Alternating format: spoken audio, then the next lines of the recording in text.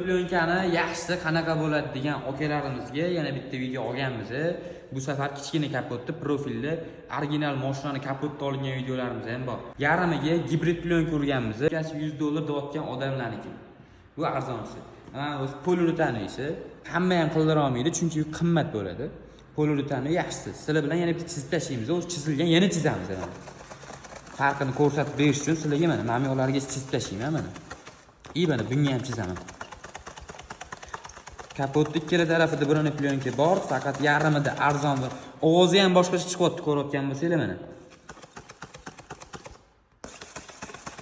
Ovozi ham boshqacha chiqyapti. Xo'p, bitta qilsanglar mana. Buni qizdirsanglar vastinoid bo'ladi, bu o'z holiga qaytadi, bu qaytmaydi 100%. Hatto bir tirnoq bilan bundoq qilsanglar vastinoid bo'lishi kerak. Hozirgi plyonkalar bo'lmayapti, chunki arzonchisini qildiryapsizlar. Carbins biron plyonkalari bor, 3 yildan beri ishlatamiz biz.